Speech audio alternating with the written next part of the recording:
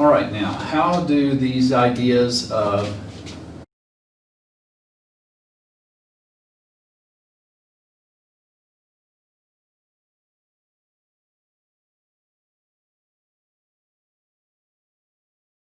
to the reaction that we saw a moment ago? The data were 1,2 versus 1,4 product at 0 degrees Celsius. We had 71, 29, and at 40 degrees Celsius, we had 15, 85. Well, we need to go back first and look at our two alkenes. What's the difference between this alkene and this alkene? Well, in the 1,2 product, we have a mono-substituted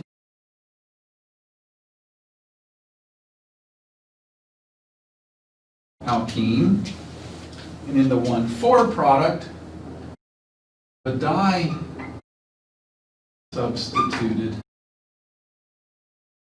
alkene. Now, if you recall your alkene stabilities, the more substituted the alkene, the more stable. So the 1,4 product is the more thermodynamically stable. And what we see from the 40 degrees C data is that when we have the reaction under reversible conditions, this is essentially the KEQ for these two. And remember, that comes from the delta delta G 0. And there's an equation that relates those two things because they're proportional to one another. I'm not going to get into that mathematical detail right now, but it's delta G equals minus RT L and K. But we're not going to worry about that right now. So how do we understand this in terms of conceptualizing it on our reaction coordinate? So let's go back to a reaction coordinate. So we start with our diene plus HBr. And remember, there's a barrier to activation to produce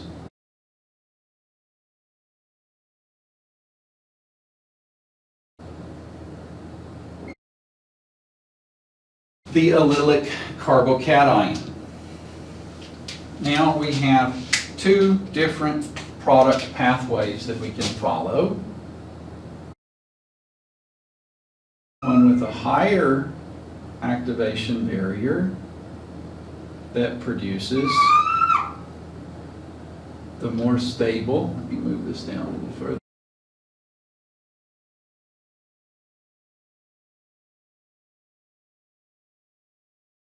One 4 addition product,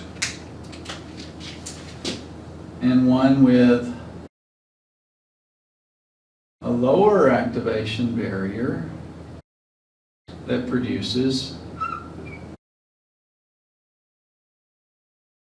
1,2 versus the 1,4 addition product. So at 40 degrees C, delta delta G0 controls the outcome, because at 40 degrees C we have enough energy, we can get over this activation barrier back to the intermediate, backwards and forwards. And remember, don't forget, the allylic resonance forms help us understand how the nucleophile can attack the secondary position or the primary position to give us these two products. Oops, I have this one wrong. This should be bromine here, bromine here, in all of these systems. All right, so at 40 degrees C, we have enough energy, we can get over the barrier forward and back and forward and back, and this produces the desired product. Now, what happens at 0 degrees C? Well, at 0 degrees C, we're dealing with a different one. This is delta G transition state, delta delta G transition state at 0 degrees C. So this is kinetic control, and the 71 to 29 ratio is because the activation barrier, that is the energy to get through the transition state, the activation barrier to produce the 1,2 product is lower than the activation barrier to produce the 1,4. Okay, so again, thermodynamics